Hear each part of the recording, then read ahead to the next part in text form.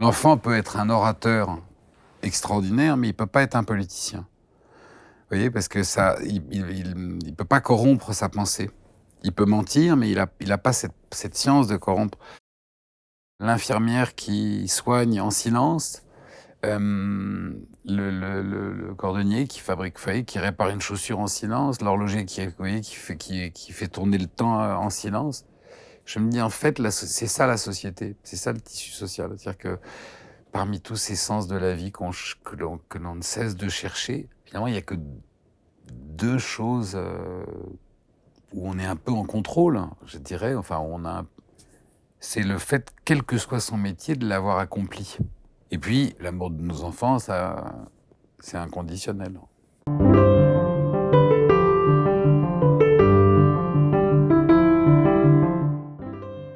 Et si le découragement, l'usure, la fatigue, mais aussi la violence jusqu'au terrorisme venaient de la manière dont, parfois, les êtres humains renoncent à leur part d'enfance, à l'enfance qui est en eux.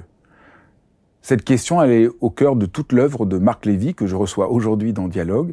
Et Marc Lévy va nous dire, va témoigner de la manière dont lui a tenté toute sa vie, tente toute sa vie de rester fidèle à cette part d'enfance et qu'est-ce que ça veut dire? Et comment on fait? Comment on fait pour rester un enfant? Comment on fait pour ne pas renoncer? Vous allez voir, c'est passionnant. Bonjour Marc Lévy. Bonjour Fabrice. J'avais envie de vous interroger à partir du personnage central de votre dernier livre, La Symphonie des mondes, qui s'appelle Valentin, qui est un enfant et qui ne peut pas parler. Et je me suis dit que c'était une métaphore de quelque chose de très profond en chacun d'entre nous. Cet enfant parlait de l'enfance, du désarroi de l'enfance devant le monde et du possible. On pourrait dire que le personnage de votre livre, c'est un enfant, que vous écrivez peut-être à partir de l'enfant que vous êtes resté. Oui. On peut dire ça? Ah oui, on peut complètement. Qu'au fond, je me suis dit, la mélodie de vos livres, c'est, je crois, cette manière dont vous êtes resté, vous avez gardé quelque chose de votre enfance. Il y a une mélodie particulière de vos livres et qui vient de ce que vous dites, cette capacité de savoir quelque chose et d'émerveillement. Oui, enfin, absolument. Non, c'est exactement d'imagination. ça. Non, oui, mais c'est un lapsus très juste. Parce que les deux sont presque synonymes. C'est-à-dire que l'imagination et la recherche, c'est l'appel et c'est le goût de l'émerveillement. En fait, c'est exactement ça. Mais qui d'ailleurs était... moi, dans ma jeunesse, c'était très moqué. Vous voyez, le goût de s'émerveiller ou le goût de l'émerveillement, il était assez moqué. Et moi, c'est quelque chose que j'ai toujours... moi, voir quelqu'un s'émerveiller, alors je parle pas de la béatitude idiote, je dirais du côté un peu fleur des champs, vous voyez, enfin à tout prix. Parce que ça devient un genre, c'est plus... mais je trouve que c'est très très touchant de voir quelqu'un s'émerveiller. Parce que ce qui est fort, je trouve, dans votre rapport à l'enfance, c'est qu'il n'y a pas justement que ce côté un peu, le cliché sur l'enfance, il y a une gravité. Vous avez parlé tout de suite de la gravité, votre propre gravité, comprendre plus que ce que les gens croient. Et au fond, le personnage du livre, Valentin, il est fondamentalement attachant parce qu'il n'est pas l'enfant comme on l'imagine habituellement.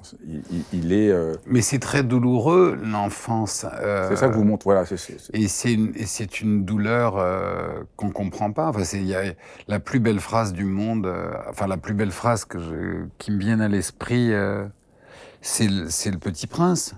Quand il dit, et si j'ai, enfin tout le passage, il dit, si j'aimais une rose et qu'un mouton vient et la mange, et si je m'en suis occupé, si je l'ai chérie, et si un mouton la mange, c'est pas une chose sérieuse, ça?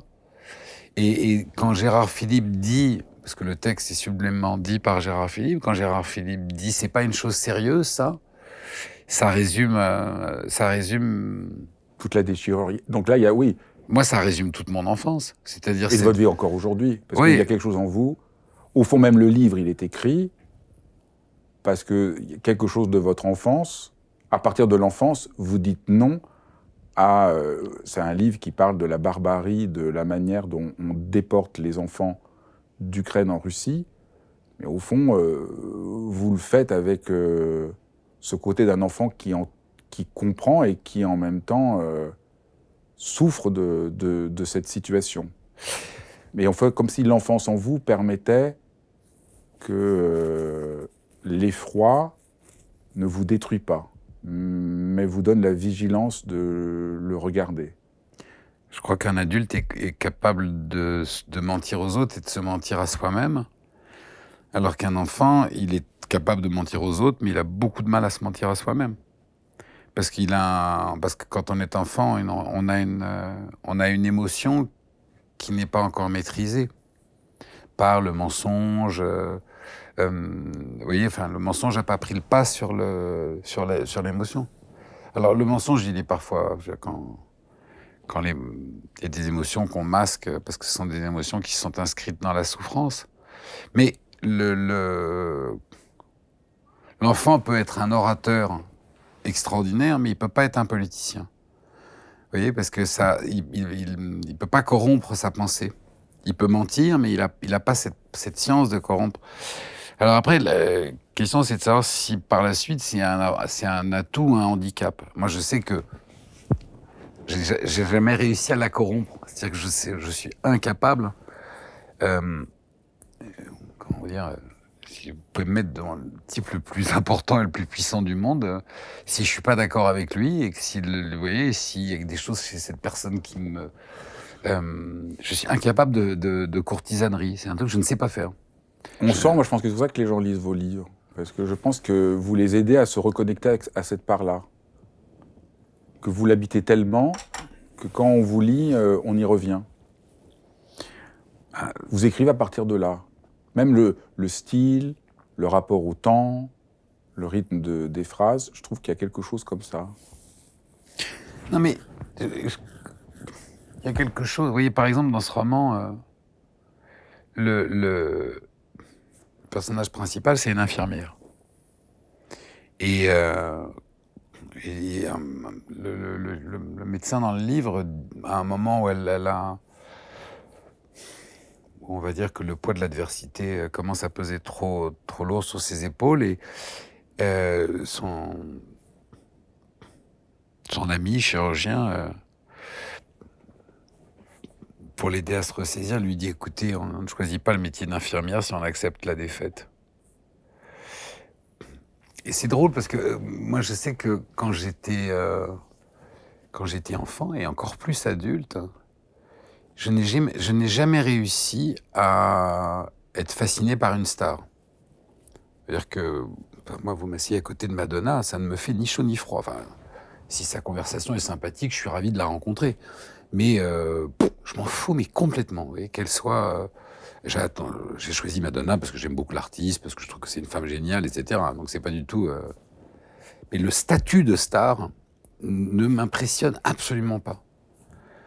Mais en revanche, assez étrangement, si je suis à côté d'un artisan ou d'un aide-soignant, aide-soignante, une artisane ou un artisan, je suis dans mes petits souliers, tellement je suis impressionné. Parce que je suis extrêmement admiratif de l'amour des métiers. Qui pour moi est... Parce que ça ment pas. Parce que ça fait partie des sens de la vie. Vous voyez, C'est juste, c'est le même émerveillement devant la solidité, le côté concret. Ça aussi, c'est un peu. Et le rôle l'enfant. la véritable appartenance à une société. C'est-à-dire que vous pouvez, bah, bien sûr qu'aujourd'hui, la représentation la plus flagrante de la société, c'est celui à qui on donne une tribune. Vous voyez, c'est les 364 spécialistes qui sont devenus spécialistes dans l'ascenseur en montant sur le plateau de BFM ou de LCI. Et c'est, pour moi, c'est une question... c'est même pas une question, c'est quelque chose qui va de pair avec comment vous dire, le délitement du tissu social. Je me souviens dans mon enfance, par exemple, quand on regardait les dossiers de l'écran, il y avait un film et puis il y avait un débat. Et en fait, les gens qui étaient au dossier de l'écran, c'était des gens, la plupart du temps, de la société civile, hein, qui venaient pour leurs compétences. Et il y avait sur les plateaux, parfois ça s'engueulait, hein, mais il y avait quand même... l'idée générale, c'était d'agréger les connaissances, vous voyez, de les additionner. Et aujourd'hui, c'est complètement l'inverse. Le but des plateaux, c'est de provoquer un buzz pour les soustraire. C'est-à-dire que... Et au milieu j'allais dire, de cette cacophonie, vous voyez, quand je vois c'est très simpliste ce que je vous dis, mais il faut le comprendre presque un peu dans le cadre de la philosophie chinoise qui est dans votre bibliothèque.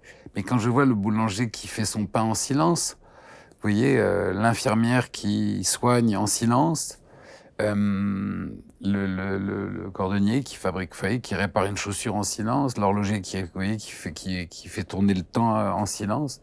Je me dis, en fait, c'est ça la société, c'est ça le tissu social. C'est-à-dire que parmi tous ces sens de la vie que l'on ne cesse de chercher, et quand même, on a envie de se dire que on a accompli un truc vous voyez, dans notre existence. Finalement, il n'y a que deux choses où on est un peu en contrôle, je dirais. Enfin, c'est le fait, quel que soit son métier, de l'avoir accompli. Avec nos forces et nos faiblesses. Je ne parle pas d'excellence, hein. Je parle d'accomplissement. Et puis, alors, l'amour du compagnon, ça a des fois être deux. Mais l'amour de nos enfants, c'est inconditionnel. Comment vous avez fait pour réussir à garder ce rapport à votre enfance, à cultiver ça, à pas la laisser se recouvrir par les habitudes, les conventions, le souci de plaire sans arrêt aux autres? Parce qu'au fond, c'est tout ça, les mécanismes qui nous font perdre notre enfance.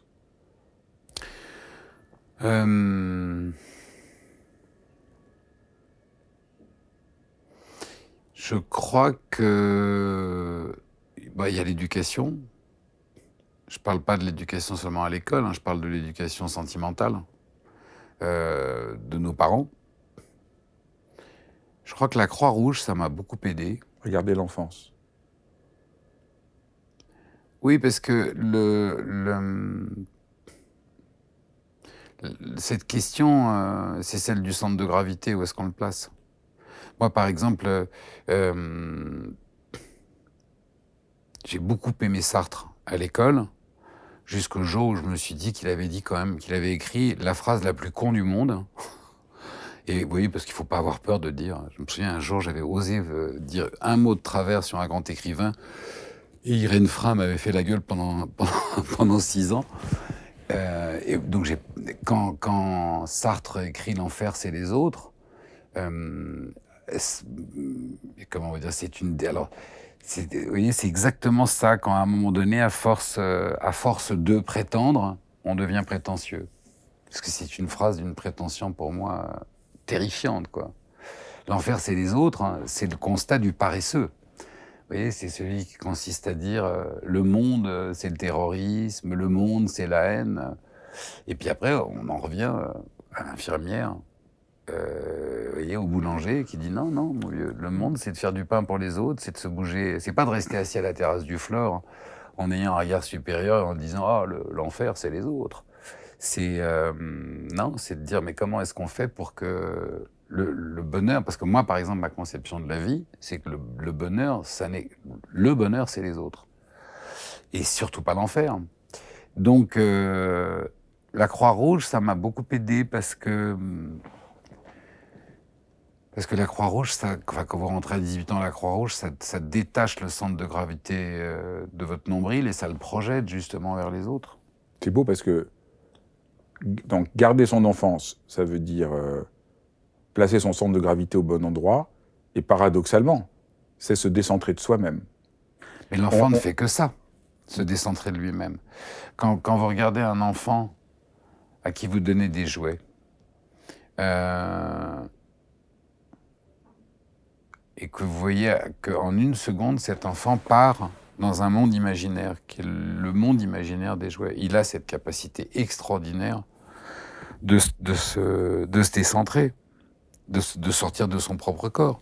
Et c'est ça un peu pour vous l'imaginaire. L'imaginaire, c'est pas ce qu'on en raconte souvent, mais l'imaginaire, c'est cette capacité de s'ouvrir, de sortir de soi. Mais c'est d'avoir, on porte en nous, plein d'univers, et on porte en nous plein d'identités, et on porte en nous plein de mondes imaginaires. Après, il y a tous les interdits et tous les filtres que tous les murs, finalement, qu'érigent les éducations, les systèmes, mais comment vous dire, ce qu'il y a de plus beau, c'est toujours hors du cadre. Par exemple, c'est un des grands paradoxes de la création aujourd'hui. C'est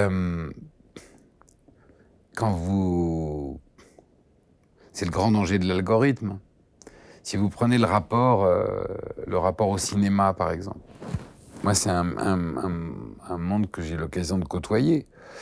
Alors, vous avez plein de décideurs qui ont très peur de décider, puisque c'est pas eux qui vont faire. Donc, ils ont un a priori, finalement, de spectateurs ou de professionnels, de spectateurs professionnels, mais jamais de faiseurs. Vous voyez, c'est le producteur du concert. C'est pas le compositeur.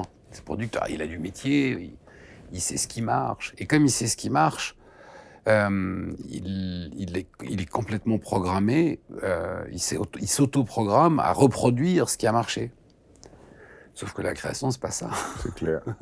C'est le contraire de ça. Et donc, le producteur génial, c'est celui qui entend le disruptif. Alors, dans tous les milieux, vous avez toujours ça, c'est-à-dire que vous avez un jour un Stromae qui arrive, par exemple, et qui fait une sonorité différente des autres, puis après, il y en a 70 qui vont faire, vous voyez, qui vont copier la musique de Stromae, qui vont faire d'autres albums. Mais il y en a un qui, tout à coup, arrive avec un son, ou avec une image, ou avec un texte. Donc c'est ça aussi l'enfance, c'est la capacité de pas d'oser inventer son propre chemin. Mais bien sûr, c'est de pas copier. Pour moi, le plus grand producteur du monde de cinéma, c'est le producteur qui est toujours un enfant. Et parce que quand vous êtes enfant, si on vous offre un garage et que la boîte du garage fait plus rêver que le garage, l'enfant joue avec la boîte, il joue pas avec le garage. Et ça, c'est pas empirique ce que je vous dis, je l'ai vu. J'ai offert un jour à mon fils aîné maintenant, et ça a été une leçon géniale. J'étais allé lui acheter pour Noël, j'avais acheté un garage. Et le dessin du garage sur la boîte était mieux que le garage. Et il a jamais monté le garage, il a joué avec la boîte. Et les voitures, il les faisait rentrer dans la boîte. Et il avait raison, le garage était beaucoup. Il y avait une perspective, il y avait une avenue derrière, il n'y avait pas tout ça. Non. Et hop, il est parti dans son monde imaginaire. Et c'est, enfin, comment vous dire, la création, quel que soit le domaine. C'est là, je vous ai pris des tavernes où je suis allé boire, et je pense que le chercheur le plus génial du monde, c'est le chercheur.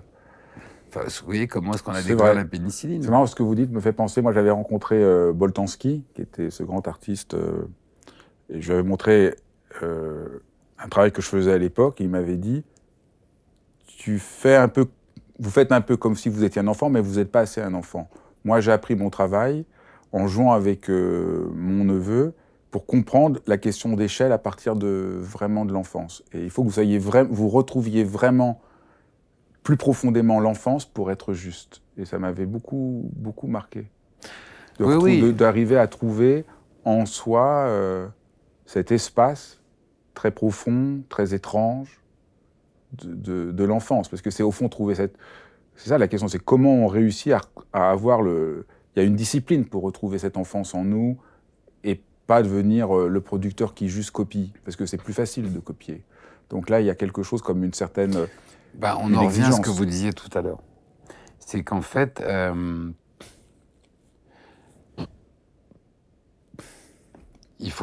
fait, il faut pas avoir peur de s'émerveiller. Je me suis souvent posé la question en me disant, mais pourquoi on perd ce truc-là, alors qu'on sait tous que c'est formidable? Et je crois qu'en fait, c'est parce qu'on cède à une posture. C'est-à-dire, enfin, quand je dis on cède, c'est pas une généralité, hein, parce que moi j'ai rencontré plein de gens, heureusement, dans ma vie, où vous voyez tout de suite l'enfant, hein. Puis Et ça se travaille, et puis on peut le perdre, et puis on peut le cultiver davantage. oui, mais en fait, je crois que c'est assez sincère. Je crois que comment vous dire? Ça se travaille comme vous voyez, comme quelqu'un qui aime la bonne chair et qui a tendance à prendre du poids. C'est encore, je vous en parle en connaissance de cause. Comment vous dire? Ça se travaille, mais comment vous dire? La la nature est plus forte que le travail, heureusement. C'est-à-dire que ça se travaille parce qu'il y a un moment donné où il dit, tiens, il faudrait quand même que je fasse attention pendant 2, 3 jours, mais vous faites pas, vous voyez, de la restriction à votre religion. C'est plutôt le contraire. Donc je crois que et c'est marrant, hier j'étais sur le pont de la Concorde, et je marchais comme ça, et il y a un monsieur qui m'appelle par mon nom, et il était avec 2 de ses copains. Ils avaient mon âge, voire un peu plus. Et, comme de façon très spontanée, il m'aborde comme ça, il me dit, ah, je suis content de vous rencontrer, machin. Il me dit, vous avez entendu la blague? Et il me dit, vous avez entendu la blague de Michel Boujna? Elle est magnifique, non? Je lui dis, non, je n'ai pas entendu. Il commence à me raconter la blague qu'il a entendue de Michel Boujna. On est en train de marcher, place de la Concorde, je ne les connais pas d'il y a 5 minutes. Et s'engage une conversation. Donc la blague était très drôle, donc je rigole avec eux, du coup je leur en raconte une autre, et on commence à parler de Boujna, et puis de là, on est, je sais pas, on est parti sur, je sais pas, bref. Et on a fait comme ça, 300 mètres en marchant, et puis on s'est serré la main, vous voyez, on s'est séparés. Et c'était drôle parce que je voyais bien que c'était 3 potes, vous voyez, c'était les 3 potes de la belote, qui s'adorent et qui sont jamais d'accord. Euh, et c'était 3 enfants, quoi. Et ils m'ont chopé dans leur, vous voyez, enfin, il m'a appelé par mon prénom et il m'a fait rentrer dans la bande 5 minutes, enfin le temps d'une conversation. C'est ça vous voyez, c'est aussi simple que ça. Je crois que je crois que c'est vraiment une question d'humilité. Quand je dis d'humilité, ça veut dire que le pouvoir extraordinairement libérateur de l'humilité, c'est on a besoin d'aucune posture. Et la posture, c'est une armure qui vous pèse. Vous voyez, celui qui arrive et qui veut tout de suite montrer qui il est, s'imposer, qui a une posture dans le phrasé, qui a une posture dans le vêtement, qui a une posture dans la pensée. Et d'ailleurs, que la pensée soit virulente, intellectuelle, très engagée, enfin, vous voyez, c'est pas du tout la même... ou très, oui, oui, ou dans la séduction, enfin, vous voyez, toutes ces postures, quoi. Et finalement, c'est tellement plus naturel que ça. Enfin, je crois que d'exister, c'est tellement plus naturel que ça. En pensant à tout ça, et en vous lisant, ben, comme je suis philosophe, je pensais au travail d'Hannah Arendt, qui a beaucoup travaillé sur l'enfance, en essayant de prendre la mesure de ce que ça veut dire la naissance comme commencement, l'enfant comme commencement. Et Hannah Arendt a beaucoup travaillé à la fois sur cette question-là et sur la question du totalitarisme. Et pour elle, son engagement, puisqu'elle est la première à fonder, à forger le concept de totalitarisme, ça vient de la nécessité de préserver ce commencement. Que la vie humaine, les philosophes ont beaucoup pensé à la mort, mais dit-elle peut-être pas assez à ce que c'est le miracle de la naissance comme nouveau commencement, et que préserver ce nouveau commencement, c'est aussi ça la tâche de la pensée, et de s'opposer à toutes les formes de totalitarisme. Et j'ai pensé que c'était un peu au cœur aussi de votre livre, parce que c'est votre connaissance de l'enfance qui vous engage dans dans ce qu'elle appelle le système planifié pour anéantir le miracle. Et au fond, c'est ça qui se passe dans votre livre et dans votre combat, pour nous faire sentir, voilà, ce que c'est un système planifié qui anéantit le miracle, et qu'au fond, s'opposer au totalitarisme, c'est préserver la possibilité d'étonnement qui est cassée par le système. Il n'est pas cassé par le système, parce que vous savez, le système, il n'arrive pas tout seul. Le système, il demande un créateur et il demande ensuite énormément d'exécutants. Or, ce qui est intéressant, c'est ce qui se passe dans la tête des exécutants qui entretiennent et développent un système qui les contraint eux-mêmes. Et, et là, pour avoir travaillé un peu sur le sujet, il me semble que c'est la peur, principalement, la souffrance engendrée par la peur, et donc qui amène finalement à agir contre soi sans plus penser, parce que si on pense... C'est ça. Ce que dit Hannah Arendt, du reste, Voilà, dans son livre sur Eichmann, cette oui, impossibilité c'est de ça. penser. Si on pense, on s'inflige une souffrance. L'enfant revient, et l'enfant vous voit, et il vous tue, de façon implacable. Hein. Donc ça, je crois qu'il y a ça. Et c'est un travail qui est très intéressant, parce que la question, parmi les enjeux de ce siècle, il y a celui de trouver le vaccin contre les autorités, contre le populisme et l'autoritarisme. Parce que ce qui est très étonnant aujourd'hui, on a guéri beaucoup de maladies, mais pas toutes. Et c'est l'appétence de l'être humain à aduler le dictateur. C'est très très étonnant. La blague de Michel Boujna, parce qu'on lui posait une question sur la situation actuelle, et il a eu ce mot que je trouve assez drôle, il a dit « Mais vous demandez à un sanglier s'il est pour ou contre la chasse ?»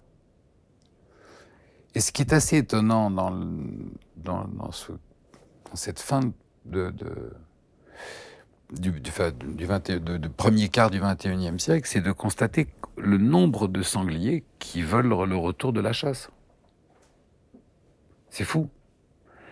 Quand vous voyez par exemple, le populisme, pour moi, c'est une contradiction en soi. C'est-à-dire qu'en fait, c'est un autocrate qui est en général extrêmement privilégié et nanti, qui, parce qu'il est soi-disant hors système, réussit à convaincre les plus défavorisés qu'il est leur sauveur. Alors qu'il est exactement le profiteur de ce qui les maintient, eux, parmi les plus défavorisés, et c'est un trait que je retrouve chez tous les autocrates. C'est-à-dire que tous les autocrates font partie d'une caste, et pourtant fascinent. Enfin, c'est le paradoxe de la Révolution d'octobre, où, après avoir déchu le tsar, le peuple confie le pouvoir à la bourgeoisie au lieu de le prendre en main. C'est très étonnant, ça, chez lui. Et je crois que l'enfant, puisqu'on parle de l'enfance, très tôt dans l'enfance,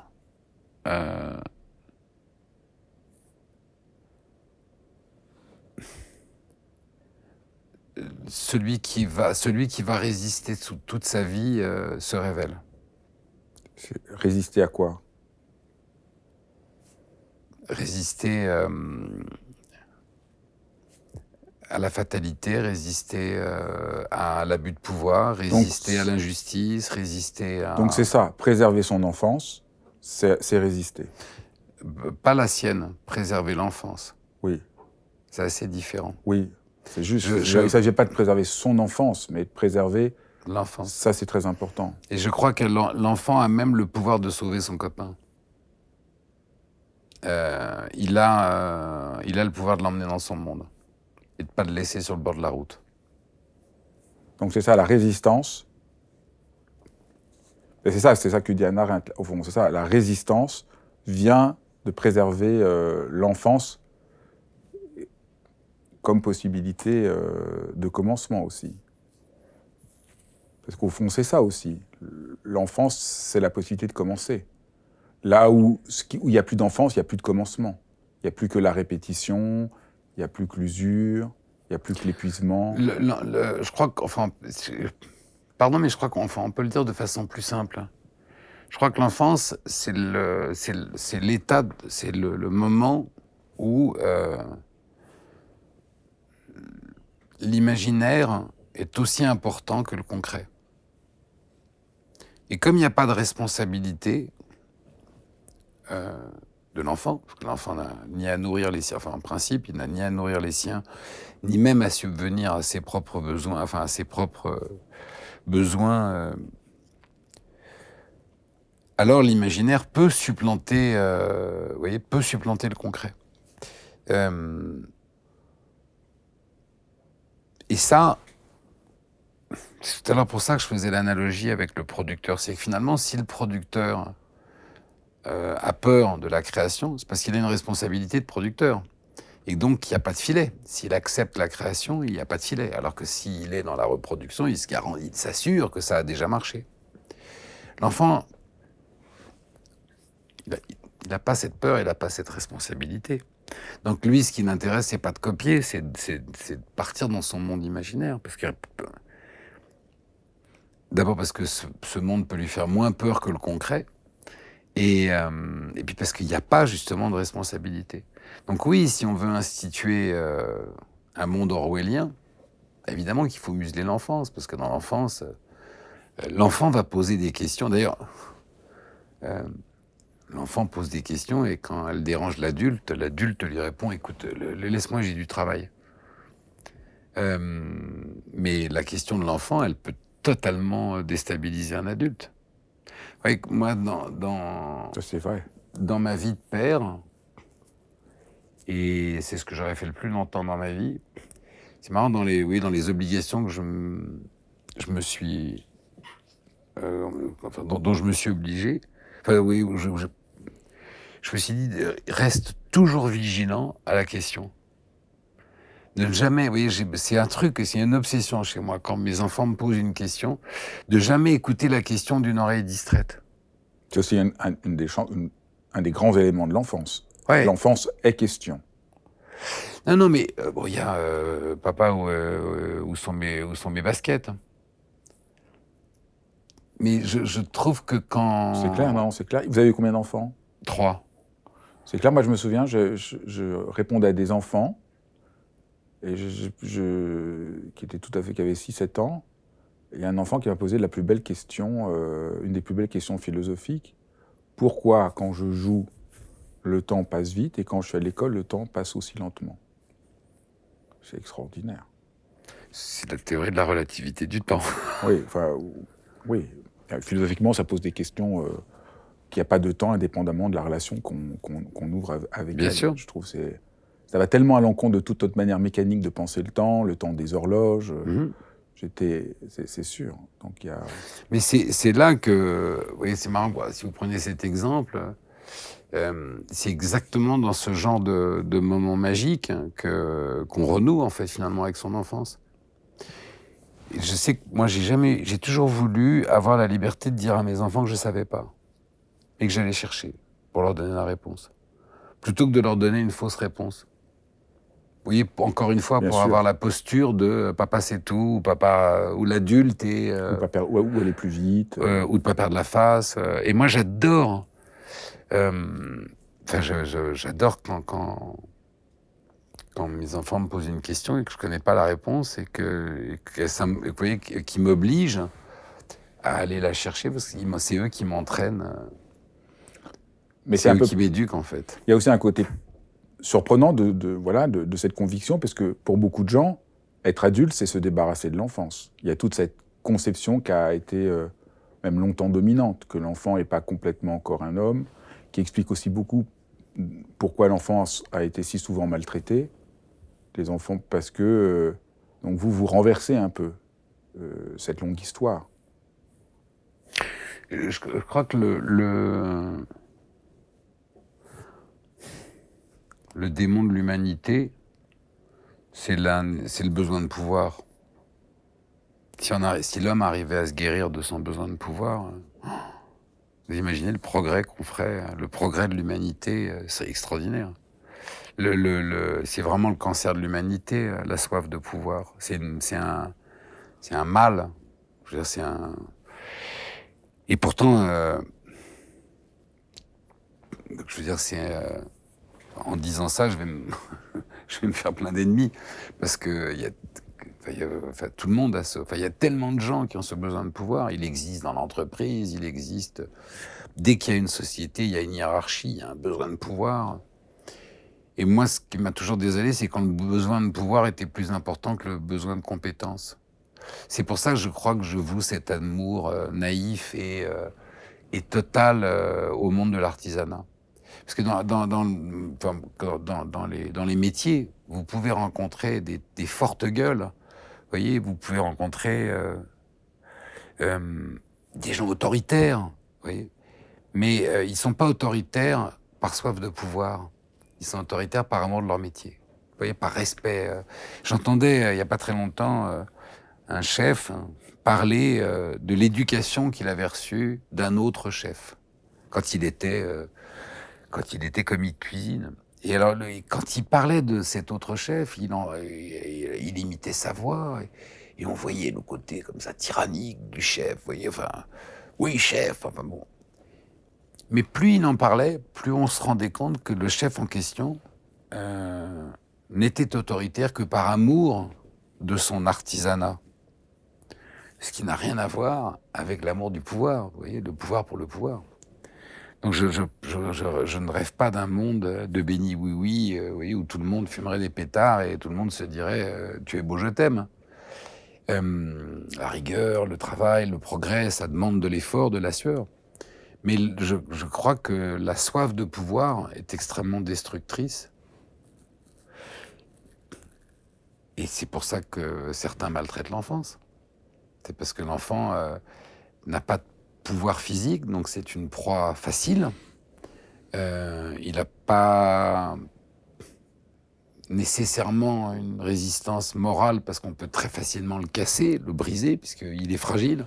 Mais il a un pouvoir qui fait peur à tous ceux qui se nourrissent de l'abus de pouvoir, c'est qu'il a le pouvoir d'imaginer.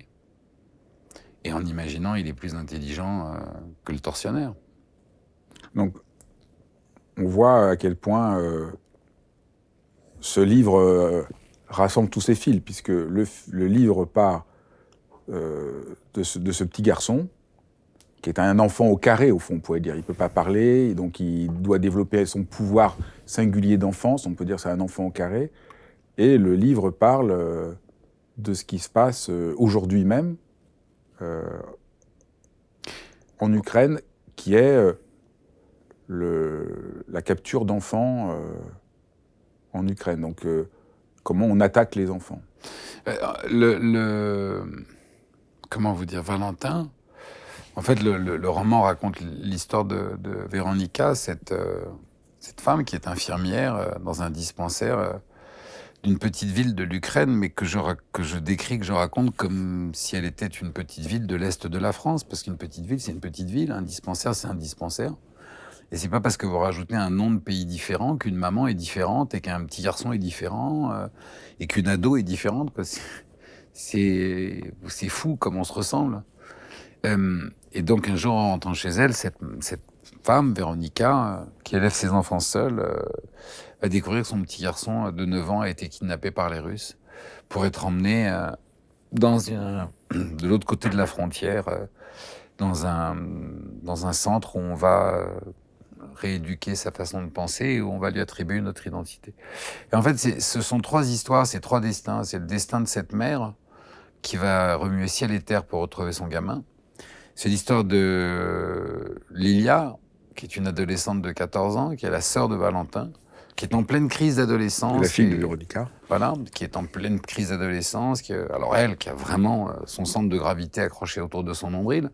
Mais tout à coup, parce que son frère parce qu'on lui a volé son frère, et que son frère, c'est son double, son centre de gravité va se détacher de son nombril immédiatement, et elle va se retrouver confrontée à un destin qui est plus grand qu'elle. Et elle va prendre la route pour aller chercher son frère avec un courage et une témérité qui sont celles de l'adolescence. Alors c'est un personnage important dans le roman parce que elle elle est justement, elle est sur la ligne de démarcation. Elle est entre l'enfance et l'âge adulte. Et c'était un personnage intéressant à travailler parce qu'elle est dans cette situation un peu particulière, hein, c'est-à-dire que elle est déchirée puisqu'elle est en train de faire sa mue, elle est en train de sortir de sa peau d'enfant pour devenir une femme. Et à ce moment-là, elle se rend compte de ce dont les adultes sont capables et de ce dont les enfants sont incapables. Et, euh, et c'était un personnage passionnant, c'était vraiment une musique des mots. J'ai adoré ce personnage parce que à chaque ligne, il y a ce pouvoir dans son comportement, dans ses décisions, dans ses propos, dans ses mots, dans le lien qu'elle entretient avec Stéphane, dans la relation qu'elle entretient avec ce chien qu'elle va rencontrer sur la route. Il y a un passage, vous voyez, il y a un prisme de couleurs, il y a un passage où, hop, boum, une phrase elle est enfant, une phrase elle est adulte, une phrase elle est enfant. C'était magique de travailler avec elle. J'ai adoré ça. C'était un personnage. Elle me surprenait tout le temps parce qu'à chaque fois qu'elle est confrontée à une situation, on va dire d'urgence, et vu ce qu'elle fait, c'est tout le temps. À chaque fois qu'elle est confrontée à cette situation de faire confiance ou sentir le danger, vous voyez, c'est elle qui m'entraînait, c'est-à-dire qu'en fait, c'est elle qui me faisait basculer côté adulte ou côté enfant. Je la suivais, je l'épiais. Et Moi, je voulais qu'on parle aussi un peu de qu'est-ce qui vous a donné envie de dénoncer ce qui se passe, si vous voulez en dire deux mots. Parce que c'est vraiment, on sent qu'il y a quelque chose qui vous touche au plus profond. Il y a quelque chose, vous êtes beaucoup documenté, vous parlez d'un crime majeur fait sur les enfants. Génocidaire sur les enfants. Alors le mot génocide, le génocide, on en parle beaucoup. Il y a des mots qui commencent à être galvaudés, malheureusement. Il y a des mots graves. Et enfin, quand je dis grave, il y a des mots qui portent un sens extrêmement important. On voyait par exemple en matière médicale, on n'aimerait pas, vous voyez, que nos médecins banalisent les termes jusqu'au moment où on ne se rendrait plus compte si ce qu'on a est grave ou pas grave, vous voyez. Il y a une différence entre, vous voyez, bénin, malin, précancéreux, cancéreux. Vous voyez, tout un vocabulaire médical qui fait que, même si on n'y comprend rien, on finit par s'y retrouver. Donc le mot génocide, c'est pas un mot qui s'attribue à la légère. Le mot génocide, c'est quand il y a une entreprise déterminée, réfléchie et calculée d'anéantir, de faire disparaître l'existence d'un peuple, de sa culture et de toute trace de son existence. C'est pour ça que la Shoah a été qualifiée de génocide, parce que le programme déclaré vous voyez, des nazis, c'était de faire disparaître les Juifs de la Terre. Ça, c'est un génocide. Quand les Américains lancent une bombe atomique sur Hiroshima et sur Nagasaki, c'est un crime contre l'humanité, mais c'est pas un génocide, parce que l'entreprise des Américains n'était pas de faire disparaître tous les Japonais de la Terre et d'anéantir la culture japonaise et de faire, vous voyez, de faire croire que le Japon n'avait jamais existé. C'est un acte de guerre, mais vous voyez, donc ça c'est assez important. Donc dès qu'il y a une déclaration d'intention, une programmation de faire disparaître un peuple et une ethnie dans sa totalité, ça devient un acte génocidaire. Quand Poutine envahit l'Ukraine, il appelle ça une opération militaire. Et le terme de guerre est interdit. Il est interdit au point que si vous l'utilisez en Russie, si vous dites que la Russie est entrée en guerre contre l'Ukraine, vous prenez 10 ans de prison. Et vous ne les prenez pas virtuellement, hein. Vous les faites. Vous êtes envoyé en prison directement. Et moi, j'entendais beaucoup en Europe les partisans de l'extrême droite et de l'extrême gauche, parce que les extrêmes, qu'elles soient à droite ou à gauche, pensent de la même façon, soutenir Poutine, lui trouver des excuses en disant « Mais oui, c'est nous qui lui avons fait peur, l'OTAN, vous comprenez, la Russie, ceci, cela. » Et moi, je vous le cache pas, ces gens-là m'emmerdent profondément.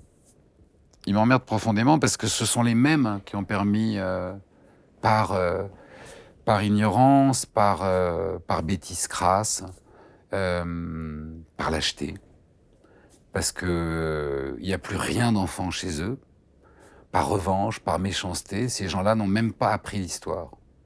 C'est les mêmes qui donnaient des excuses à Hitler quand il est rentré en Autriche. C'est les Daladier, les Chamberlain qui disaient tout va bien. C'est ceux qui trouvaient toujours des excuses aux bourreaux. C'est les mêmes qui, dans le métro, quand quelqu'un se fait agresser, vous voyez, plongent dans les pages de leur livre en disant ça me regarde pas. C'est les mêmes qui laissent se propager l'indifférence. Et l'indifférence, c'est le terreau de la haine. Et c'est pour ça que je voulais que je dis, sans plus de colère que ça, ils m'emmerdent, ces gens-là. Et je trouve que c'est très important, quand on en a le pouvoir, le moyen et le désir, c'est très important de raconter. Parce que comment on va dire, le carburant de la haine, c'est la déshumanisation.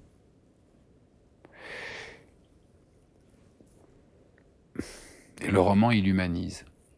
Il nous remet au contact de gens qui nous ressemblent. Il nous fait comprendre la souffrance de l'autre.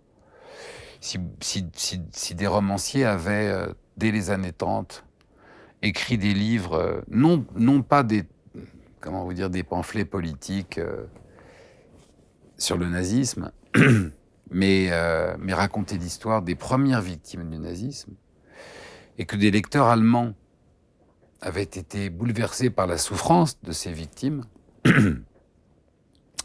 eh bien, peut-être que, vous voyez, un grand nombre de ces gens-là n'auraient pas cédé aux sirènes du nazisme.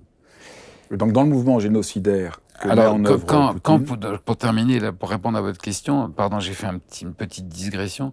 Donc, quand Poutine envahit l'Ukraine, parmi tous les mensonges de cet homme, il déclare que c'est juste une opération militaire pour dénazifier l'Ukraine, soi-disant.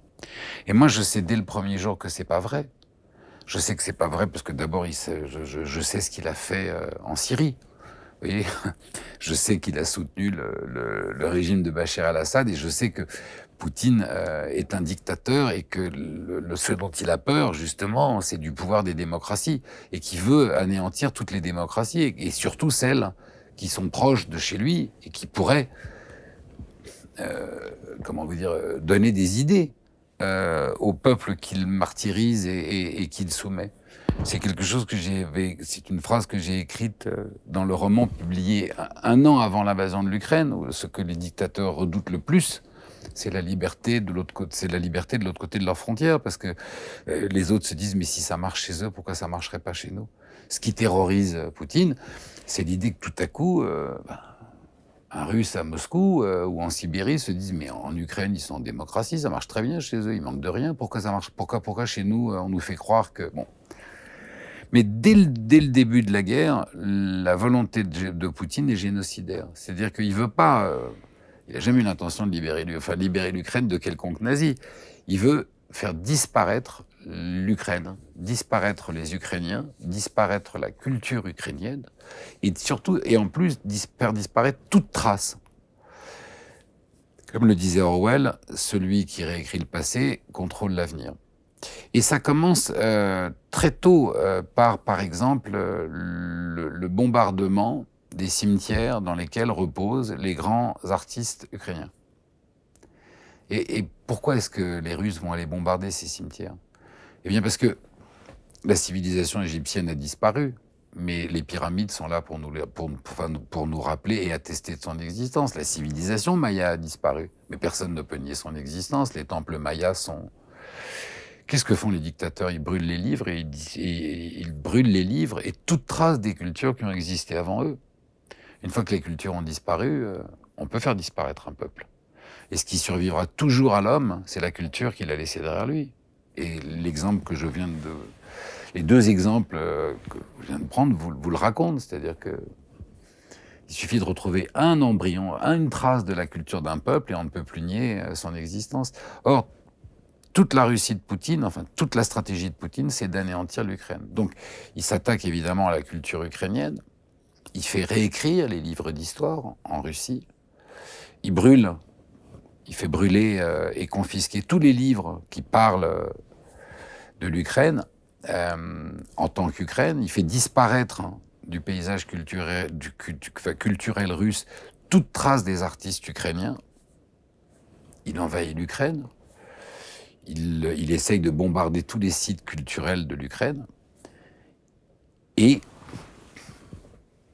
il lance ce très très grand programme de kidnapping, enfin de ce qu'on appelle de déportation, mais qui est un kidnapping de déportation systématique des enfants ukrainiens. 40 000 enfants recensés, 80 000 à peu près escomptés, et dans un discours, parce que ce qui est extraordinaire avec les dictateurs, c'est qu'ils ont ça, enfin, ils ont de commun avec les cons, comme disait Audiard, c'est qu'ils osent tout. En fait, il suffit de les écouter, les dictateurs. Contrairement aux démocrates, le dictateur n'a aucune peur de dire ce qu'il va faire. Et donc, Maria Lvova-Belova, qui est l'auteur de ce programme, elle se vante même d'en avoir enlevé 700 000. Alors, heureusement, elle n'y est pas arrivée, mais le programme a été conçu pour pouvoir en enlever 700 000. Parce qu'un programme de déportation d'enfants de cette ampleur, ça demande des moyens logistiques extrêmement importants et une chaîne de collaboration extrêmement importante. Mais c'est institutionnalisé par les Russes. C'est-à-dire que le programme, il est institutionnalisé à tous les échelons. De l'enlèvement des enfants et des bébés et des adolescents, leur transport, la construction de centres de rééducation, c'est-à-dire qui sont des pensionnats dans lesquels des professeurs vont leur dispenser une éducation particulière dans laquelle on leur apprend que tout ce qu'on leur a appris avant en histoire et en géographie est faux. On change leur nom et leur prénom. On leur fait croire que leurs parents les ont abandonnés, ou que leurs parents ne veulent plus d'eux, ou que leurs parents sont morts. On leur fait croire que la Russie est leur bienfaitrice et leur apporte une deuxième chance de vie, une nouvelle vie, une vraie vie. Et on leur donne la nationalité russe et on en fait des Russes. Et là, la semaine dernière, il s'est produit quelque chose qui est très symbolique. C'est qu'un de ces enfants qui avait été kidnappé il y a 18 mois à Mariupol, et qui avait 16 ans et demi à l'époque, vient d'avoir 18 ans. Et donc, il a été enrôlé de force dans l'armée russe pour aller tirer contre les siens. Et comme il ne veut pas y aller, il va aller en prison pour trahison. Ce que vous racontez, ils sont aussi formatés pour redevenir des soldats. Ah oui, dès qu'ils sont en post-adolescence, on les envoie dans des écoles militaires, on leur met un uniforme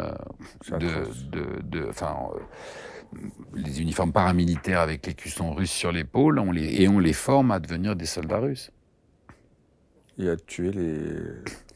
Dans l'idée qu'ils aillent tuer les leurs. Oui, c'est le sadisme et l'horreur poussés à l'extrême. Mais c'est pour ça qu'aujourd'hui, moi, je ne pardonnerai jamais à ces leaders d'extrême dont je parlais, vous voyez, gauche et droite, avec tout ce que nous savons, vous voyez, de ne même pas avoir eu la décence de revenir en disant « Pardon, je me suis trompé ». En imaginant qu'ils aient été de bonne foi au moment où ils lui trouvaient des excuses, que je ne crois pas une seconde. Mais bon, leur fascination pour les dictateurs et leur rêve de le devenir eux-mêmes est tel que, évidemment, c'est très compliqué de dénoncer. Merci beaucoup. Je vous en prie. Merci beaucoup. C'est très bouleversant de partir avec vous dans cette exploration de notre enfance et de ce qui la menace partout. Merci. Merci à vous. Ben, merci d'avoir suivi cet épisode de Dialogue. Et si vous voulez ne pas manquer les prochains, ben, c'est vraiment tout simple. Abonnez-vous à la chaîne. Vous allez voir, plein de formidables surprises vous attendent, et ce, dès la semaine prochaine.